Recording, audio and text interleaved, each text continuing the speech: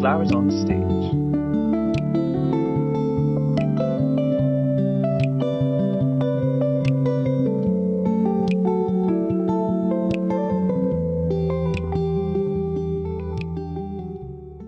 So Ben and I have been together for 12 years. We met in probably 2012, started dating in 2013. This was my senior year of college at Elon.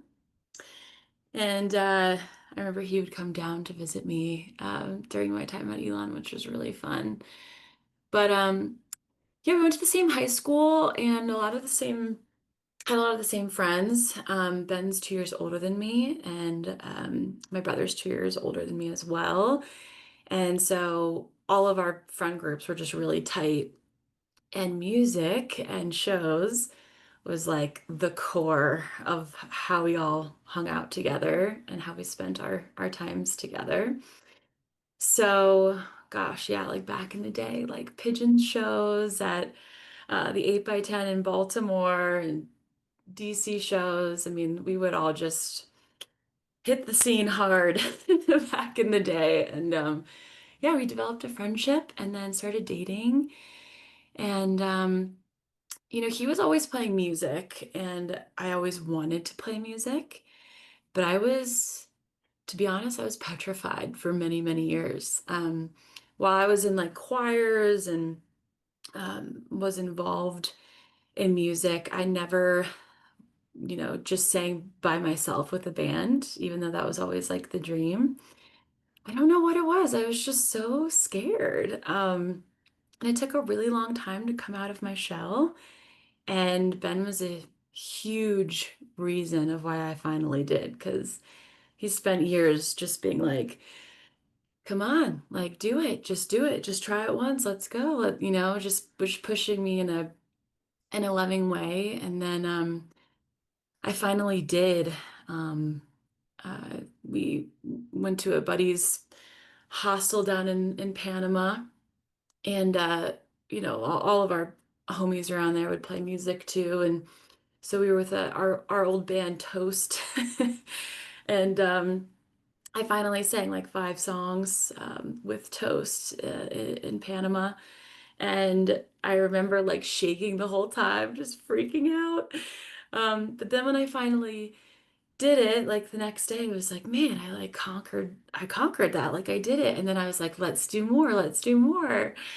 Um, and then gosh, Ben was in a band called Ben Coolin for a while there. And then COVID hit 2020 and kind of formed another band in the DC area called Miss Monster, and I would sing with them. And then basically, we came out here, and when COVID calmed down, we were like, if we don't move now to Denver, we never will from DC. So we finally did it, and then just met all the guys like through friends of friends, through like open jams around Denver, and everyone got along really well. And then the hip snacks came to be. So it's been quite an adventure. Yeah. It's been really, really fun. The guys are so talented, and it's just so much fun to play with them. So it's getting better and better every time. So I'm super grateful. Oh yeah. Yeah, Would you say that, like the time now that you've spent on stage performing has like changed you as a person at all? I would say so.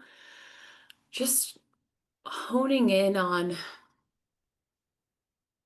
just the confidence level and just being super comfortable.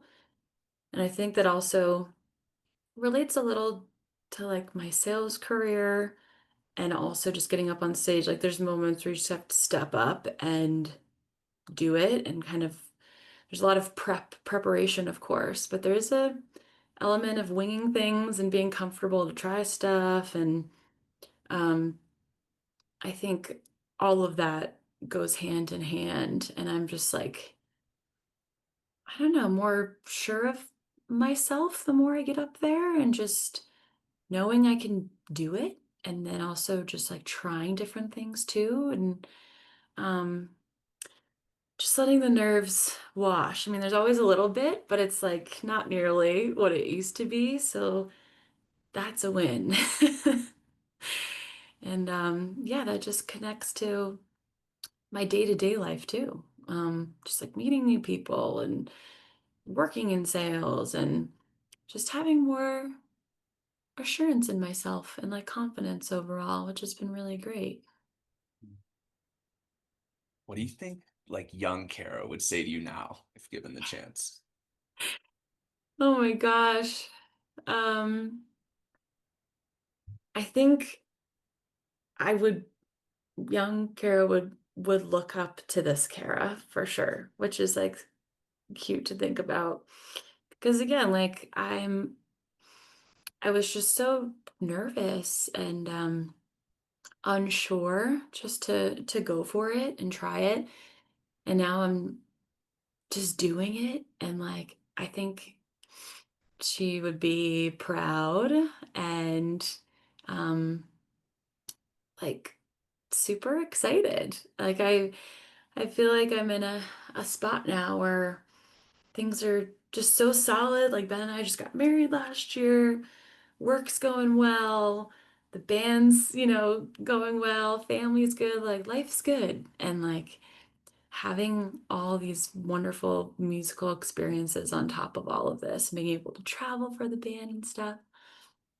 It's just such a pleasure. It's just so much fun. And of course, it's tricky. It's a very hard industry, but like, I'm just grateful to have made it this far. Like I had no idea what to expect. And now that we're wrapping up album number two here in a couple of days, like, it's just so cool. So I think she would just be like, wow. Yeah. Can you talk to me about like what advice you might give someone about kind of like stage fright and being vulnerable enough to really like own it and be themselves on stage? Yeah. Well, the first thing I would say is you just gotta rip the band-aid off for the first time. That's like the biggest part of it. I think I just had built it up in my head so much. And also growing up, um, my cousin is Maggie Rose, and she's an incredible artist and singer. So we had her in the family. So like, I don't know, something about that, I kind of was a little like, oh, I'm not as good as her. And that you just do the comparing stuff like at such an early age. At least that's what I was doing. But also like all the live music we would see all the time. Just these badass chicks up there, like wailing with the band. And I was like, God, that's so freaking cool. Like I just want to do it so bad. And you just build it up in your head, of the comparison and just being uncertain and all this stuff. And there just comes a point where you're like, if you really want to do it, like you just gotta rip the band-aid off and do it. And I think after that first time, you've done it. And so it's okay. Like that's the scariest part. So I think really just going for it and getting that first time and second time under your belt, and then you already start to feel like, okay, like I could keep doing this, and the the scariness like fades away over time, and you're just like having the best time. And so I really think it comes down to that first time or maybe second time, and just trying to get out of your head and just go for it. And even if you do it a first couple of times and you're like, I don't know, like you did it, you tried. Like I think the only, I wouldn't say like failure, that's a bit of a strong word, but just like not trying is bad. Like you just gotta go for it. So Mhm. Amen. yeah.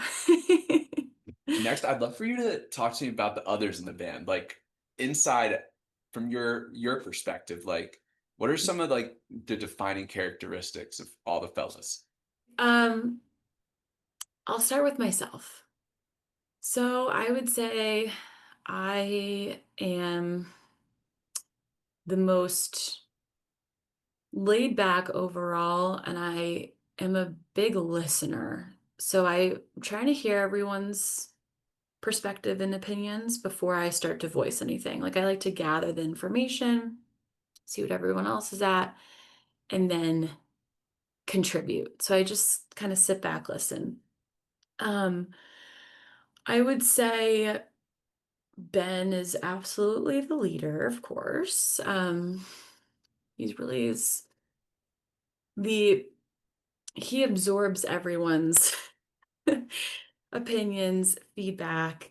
He's planning everything. He's communicating with everybody. So he needs to be on like high alert all the time and just be available. But he's gotten to be very good at it, just like managing everyone. And I would say, gosh, everyone's so different. This is fun. This is a fun exercise right now. I would say Adam is a quiet strength. Like he absolutely has his opinions, but he's also on the more like quiet, laid back side and kind of listens and then has his input. Um, as you can imagine, Felipe is our golden retriever, and he is very excited and eager, and like it just voices his opinions faster, and but is also very, very even keeled and like quick to have a healthy debate on things, and um, but he's more vocal initially, so kind of balances everybody out. Um, I would say Ricky cracks me up. He's like brings me so much joy. Like his little jokes and his mannerisms and like he really like breaks the ice and like brings people together and has a lot of valuable input from his time playing music with a bunch of other bands and um, I just love being around him. He's so funny. Um, Dylan, I mean, he really holds it down and he's such a student of music and like so many different genres and types of music that he has a lot of interesting input um, of our songs. Like when we're creating songs and adds just cool features and parts and he's the one that like builds our Spotify Hip Snacks like playlists, like the new releases and like puts that all together and he just like listens to every new song that comes out. And so he's very like attune in that way. And so he has a lot of valuable input too. So yeah, I mean it's a good mixture of personalities and traits and it all works together in a great way. So very, very appreciative of that. It's cool to see how much of like a unit you all are, for sure. Yeah. Yeah. It's really fun. It's really, really fun. Yeah. I Yeah. like how different everyone is. It's the best. Kara, my final question for you here, leaving off with this one. If you could write one piece of advice to, be carried in all the children's pockets for the rest of their life, what would that be? Oh my goodness. I think probably just going back to what I was talking about earlier, this theme of like just try stuff. Go for it. Could be anything. Like take that art class, go sing, go go just try everything. Um, you never know what's going to happen or what you're going to like. And I think just that fear of trying something new or being afraid of other people's opinions or whatever is just not a great way to live your life. So I think just going for things that you're interested in and don't hold back. Just try everything. Um, I think that'll make for a life well lived, and like you just never know what's gonna happen. So just go for things. That's what I would say. This is Flowers on Stage.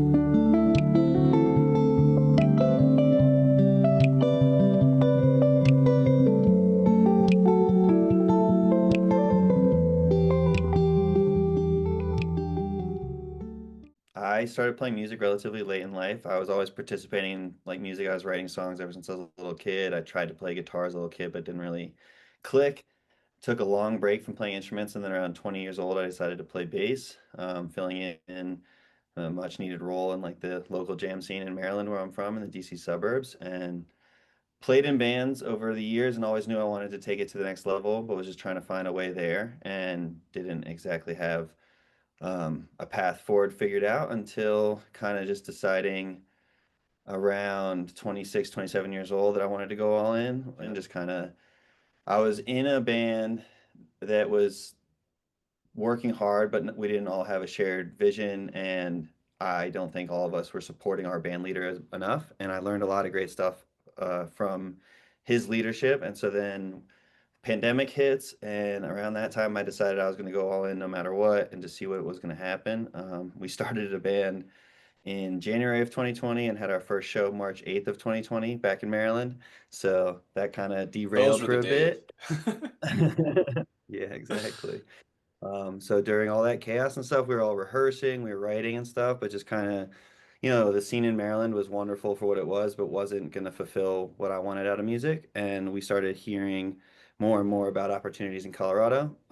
So Kara and I decided one day to move out here, and we really wanted to do so with the goal of starting this band. So in 2022, we packed up everything, came out here with just our dog, and started trying to meet people as quickly as we could.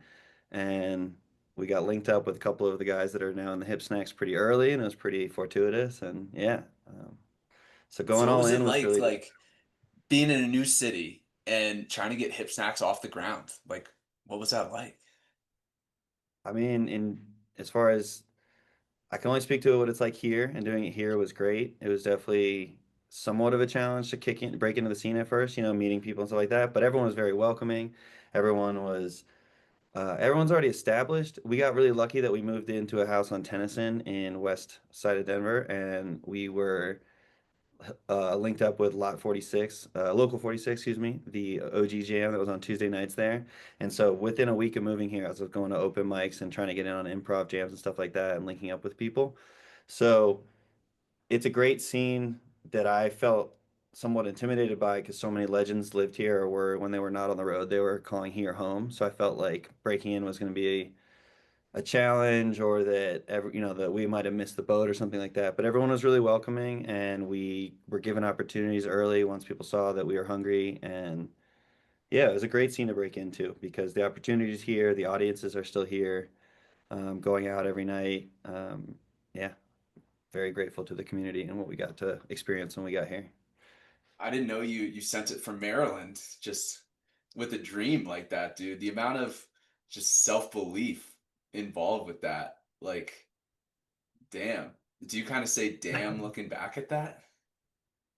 Oh, more and more every day because each new thing that happens, or um, I'm very fortunate to have like a great team around me helping me run the band. And whenever we look back at like the conversations we're having on a day-to-day basis now with the opportunities that we're pursuing or debating, or can we take this, can we take that? Those conversations have exponentially grown compared to where they're like, do you want to play this backyard gig, to now, do you want to take this festival?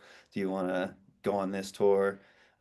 So absolutely, we're saying, damn, we're pinching ourselves more and more, and just very grateful to come into the city that we came into at a time where, yeah, there was people that were here that could play and that could go on the road with me when Kara and I found them, and or they found us, I guess is more accurate for some of the ways we met each other. And yeah. Mm. So pivoting away from like the hip snacks a bit and music in general, just talking Ben. Uh, what's something about life in general that you'd say you believe now that maybe you didn't believe in your teens growing up? Great question. Probably so many things that are almost direct opposites to my teens. I spent a lot of my teen years like on a couch wondering about what I could pursue. And so I'd say it's something I think differently now about is just that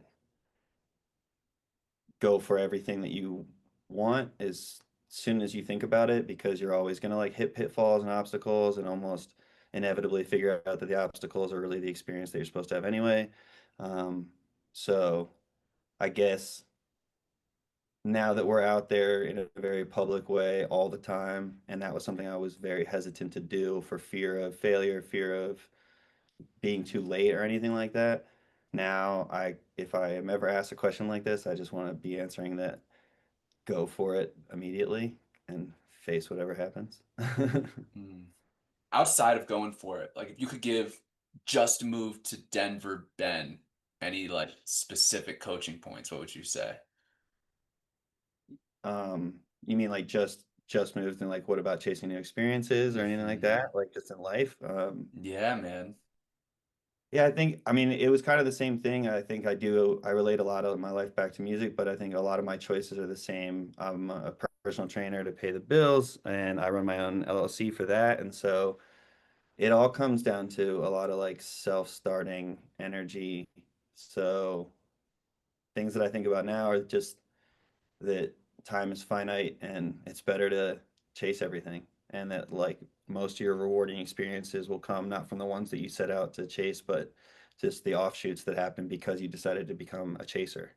I have always been a different thinker, is what I'm told. Self-starter and it definitely increased more and more later 20s, early 30s. I'm in my second half of my 30s now, and I think the self-starting thing is only growing more and more. Mm. Um, it kind of kicked in. I got a interesting illness on a travel trip to Spain in 2018. Came home and got even more sick. Came down with an infection called C. difficile that is normally reserved for older people that are more susceptible to infection. I just got unlucky, and I had a pretty rough 6 weeks or so, 6 months of recovery to get my strength back. And I work in fitness and health for a living, so it was tough to be facing that and not be physically capable for a while. So I think that really kickstarted almost everything. That was late 2018 or beginning of 2018, and that's probably where most of my ambition and drive started to grow from. One thing I get from the hip snacks is just like super solid band chemistry. And I don't know if that's an illusion from the outside looking in or what, but would love to hear, some of the things you think you guys do right when it comes down to having really good like band morale, band chemistry. For sure. I mean, any six-way marriage is going to have its challenges, but everybody met at a time. I'd say two people knew each other early on, and then I'd say what we do well is that everybody met at a time in their life where they'd been in other projects before. They knew what's important to bring to the table if you're going to try again, and we knew we wanted to try seriously again. So we started out as a band that was hosting barbecues, and I would throw giant backyard parties, cook 50 pounds of meat on my Traeger, and just have free food and music for whoever wanted to come. And I think that we kind of built like a good spirit of hanging out with each other early on that carries through now. And we're still a young band, so I would listen to some episodes of your show and everyone talks about how they build chemistry and have, just there's different ups and downs as you get to know each other over the years, but through 2.5, 3 years now of knowing each other, it's a relationship built on respect. It's a relationship built on drive. Everyone, everyone is dually committed because everyone works pretty much full time outside of this as well. And so I guess what we do well on a morale front is split up the tasks and listen to each other on each other's expertise level. So Felipe runs our sound, I run our booking and social media. Ricky advises all the social media, but then helps me with band direction for all of our design and editing work. Um, uh, Dylan helps run logistics, helps run our practice schedules. Like you name it, someone's doing something. So I think what we do well is everyone had previous skill sets that get used here frequently. What would you say are some of the most important traits that you would use to describe like what makes the ideal leader of a group? Ideal leader of a group. In my experience, financing and organizing and managing the band, I would say, as I was kind of speaking to on the last question, like finding out what everyone's good at and letting them be in charge there. Because I think leadership is learning to listen. And then, if anything, the times where I'm quote leading would be if I get a final say on something. And I think I only want personally a final say once I've heard everyone's opinion, if it's their area of expertise. So qualities of a good leader. Honestly, not wanting the role is the first answer that comes to my mind. Um, we have an interesting dynamic where we're built around a front woman who is our singer, but is supporting my dream mostly. Um, it's always been my dream to be a touring musician. And so that leads to an organization structure where instead of like what might be more common of our narrative or our storytelling happening from Kara's lens, it's a lot of it's coming from my lens. And it's in a way, it's like my origin of the band, but it all forms through like the productivity of everybody. Like I'm the bass player, so it's not like you're gonna put out 10,000 bass solos on the front end of each social media clip. You're going to highlight what elements of our show are the best elements to watch in the moment. So I'm just trying to steer back to your question. So the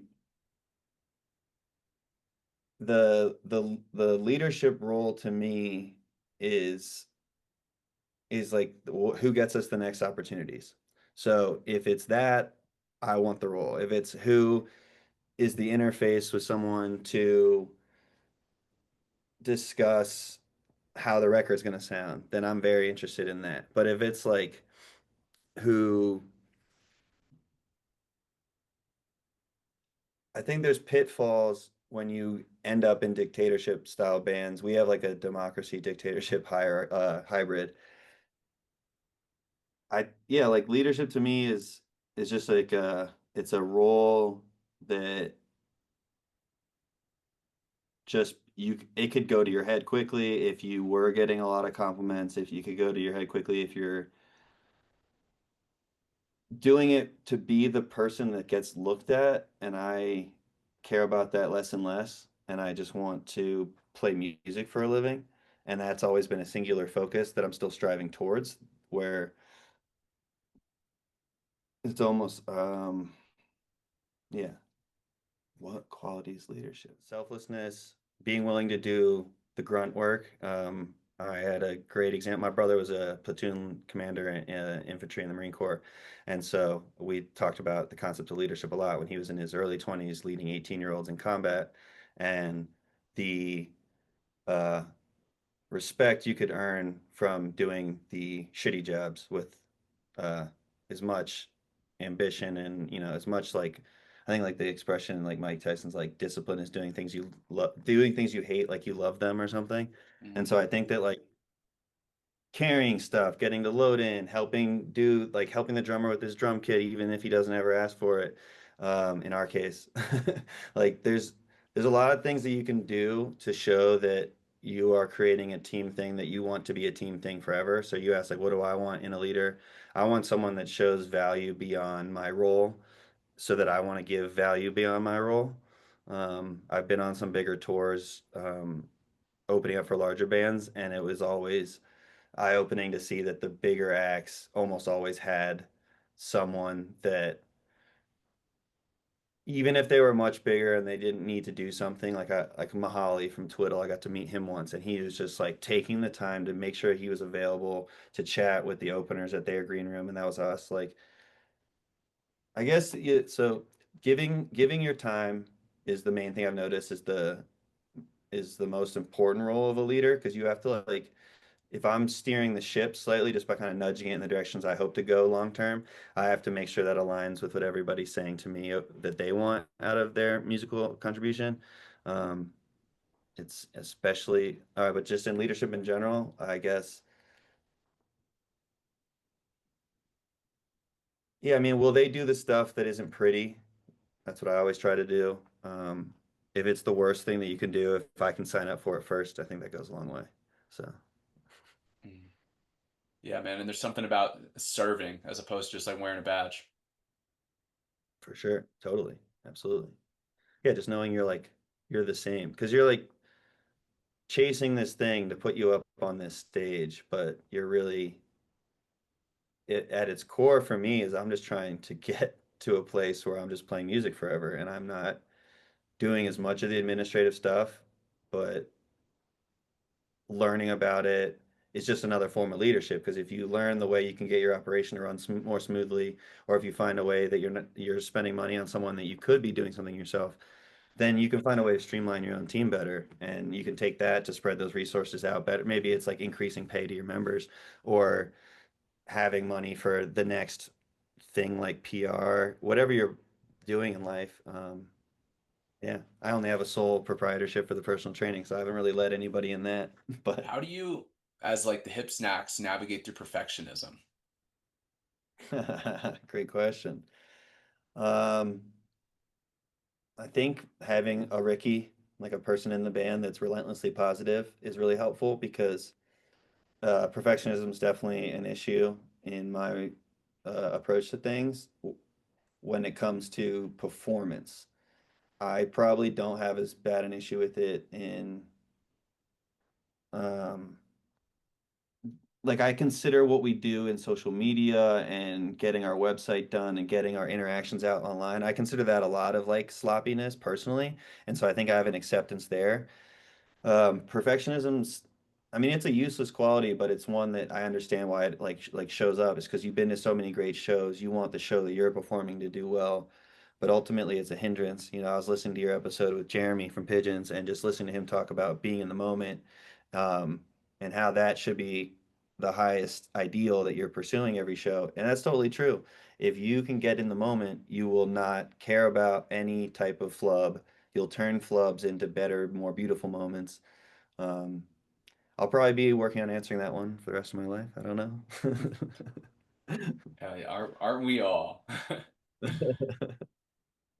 You know, it's if you can just the best shows have had huge mistakes and they're just like they're quicker than like the tiny mistake that you obsess over that you think about for another bar or another like all the way to the end of the song. You're like, man, you missed that awesome thing your buddy was doing on his instrument.